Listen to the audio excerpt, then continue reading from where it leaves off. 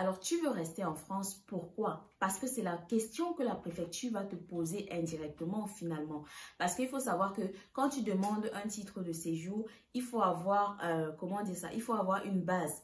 La base du titre de séjour que tu peux demander, ça peut être par exemple les études, ça peut être par exemple la vie privée et famille, ça peut être par exemple la vie professionnelle. Donc, c'est à partir de ces critères-là que la préfecture va pouvoir te donner un titre de séjour. Or, si tu ne remplis aucun de ces critères-là, ou même si tu remplissais ces critères avant et que tu ne les remplis pas, bah, c'est très possible que tu te retrouves en fait finalement sans papier.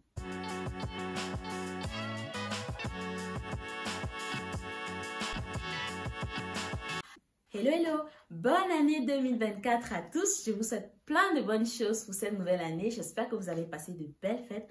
Alors, comme c'est la nouvelle année, aujourd'hui dans cette vidéo, j'aimerais qu'on prenne ensemble le temps de répondre à cette question. Pourquoi est-ce que tu veux avoir les papiers en France? Alors, est-ce que tu savais qu'en France, le fait d'avoir un titre de séjour ne garantit pas que tu pourras le renouveler? Ou encore, le fait d'avoir les papiers ne garantit pas que tu les auras toujours? Je m'explique. En France, pour avoir un titre de séjour, il faut remplir un certain nombre de conditions. Et une fois que tu ne remplis plus ou que tu ne remplis pas ces conditions, logiquement, la préfecture ne te donnera pas de titre de séjour. Peu importe que tu les remplissais avant ou pas, elle va se baser sur la réalité, sur ta situation actuelle et regarder si tu remplis ou pas les conditions pour prendre sa décision. Alors, par exemple, supposons que tu es étudiant, que tu as un titre de séjour étudiant et que malheureusement, tu n'arrivais pas à valider ton année ou bien que tu te retrouvais à enchaîner comme ça des échecs répétitifs. C'est clair qu'une fois que tu iras en préfecture pour demander le renouvellement de ton titre de séjour étudiant, la préfecture va te donner un refus et très certainement accompagné d'une OQTF, donc d'une obligation de quitter le territoire français. De la même manière, si tu as par exemple un titre de séjour salarié et que tu viens à perdre ton travail ou simplement que tu démissionnes, si tu n'arrives pas à trouver un nouveau contrat de travail avant l'expiration de ton titre de séjour, une fois que tu iras à la préfecture pour renouveler ton titre de séjour salarié, la préfecture va estimer que, étant donné que tu n'as plus de contrat de travail, tu n'as plus de raison de rester en France. Parce que oui, titre de séjour salarié, c'est pour travailler. Donc, à partir du moment où il n'y a plus de travail, il n'y a plus de titre de séjour salarié. Et on va aller encore plus loin. Supposons que tu as un titre de séjour vie privée et famille que tu as par exemple obtenu par le mariage. Une fois que tu es peut-être séparé, divorcé de ton conjoint, si tu n'as pas d'autres attaches familiales en France, il est très probable que la préfecture te donne également un refus et bien évidemment accompagné d'une OQTF, obligation de quitter le territoire français. Alors, pourquoi est-ce que tu veux rester en France? La réponse à cette question va te permettre de définir deux choses. La première, c'est que ça va te permettre d'élaborer une bonne stratégie de régularisation. Et la deuxième, c'est que ça va t'éviter de te retrouver à nouveau sans papier une fois que tu auras obtenu tes papiers. Si tu me dis par exemple, Alcini, je veux avoir mes papiers parce que je veux rester en France. Ok, ce n'est pas une mauvaise réponse, mais c'est une réponse incomplète. Pourquoi est-ce que tu veux rester en France? Parce que finalement, c'est cette question-là que la préfecture te pose indirectement. Est-ce que tu veux rester en France parce que tu as des attaches familiales en France, tu as de la famille, tu es marié? Est-ce que tu veux rester en France parce que tu travailles, tu as une activité professionnelle, tu es un entrepreneur? Ou est-ce que tu veux rester en France, je ne sais pas moi, juste parce que la France, c'est ton pays de rêve? Le problème, c'est que tu ne peux pas donner une réponse pareille à la préfecture. Tu es d'accord avec moi? Parce que les titres de séjour se donnent sur une base. D'accord? Il y a plusieurs bases. Comme j'ai dit, il y a la base de la tâche familiale, il y a la base de la vie professionnelle. Ça peut être la base aussi, je ne sais pas moi, des soins médicaux, de ta santé. Mais toujours est-il qu'il faut une base. Et il faut surtout une base qui rentre dans les critères de la préfecture. Alors maintenant, si ton objectif c'est de rester en France, comment faire pour rester en France? Parce que tu es d'accord avec moi que c'est très compliqué de rester en France si tu n'as pas de papier. Donc forcément, ton objectif va être de garder tes papiers si tu les as déjà ou d'obtenir tes papiers si tu ne les as pas encore ou même encore plus loin, d'obtenir la nationalité française. Alors ça va passer par plusieurs choses. La première chose qui est très importante que tu fasses, c'est qu'il faut que tu comprennes le système français. Je ne le dirai jamais assez. Quand on arrive dans un pays, c'est très important de comprendre comment le pays fonctionne. Par exemple, tu es d'accord avec moi qu'en France, si tu veux vraiment avoir une bonne carrière professionnelle, entre guillemets, que tu ne veux pas passer ta vie à faire des petits boulots, c'est très important que tu prennes le temps de te former et d'avoir une formation européenne, je précise ça.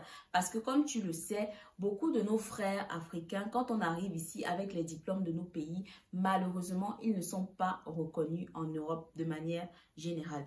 D'accord? Et quand je dis formation, ne vois pas forcément les masters ou les doctorats. Si tu peux faire un master ou un doctorat, c'est tant mieux, c'est bien. Mais si tu n'as pas la possibilité de faire ça, tu peux par exemple faire soit un CAP, soit juste une formation certifiante, peu importe, mais il faut que tu aies une formation européenne, française dans ton CV. L'autre chose qu'il va falloir que tu fasses, c'est que tu vas devoir t'intégrer à la société française. Parce que si tu veux rester en France, il va falloir que lors de ta demande de titre de séjour, tu prouves à la France que tu es intégré dans la société française. Ça va passer par des choses simples, comme d'abord parler français. Je dis toujours que si tu prends le temps de regarder sur Google, tu vas te rendre compte qu'il y a beaucoup d'associations qui proposent des cours de français et parfois... Ensuite, la deuxième chose, c'est qu'il va falloir que tu t'intègres dans le système français. Et l'intégration dans le système français passe par plusieurs choses. Il y a d'abord le fait de parler couramment français. Ça, c'est très important. Et je dis toujours que si tu prends la peine de chercher sur Internet, sur Google, tu vas te rendre compte qu'il y a beaucoup d'associations qui proposent des cours de français de manière totalement gratuite. Ou même si tu n'as pas envie de te déplacer, tu peux aller sur YouTube. Il y a plein de chaînes qui proposent des contenus pour améliorer ou pour parler couramment français.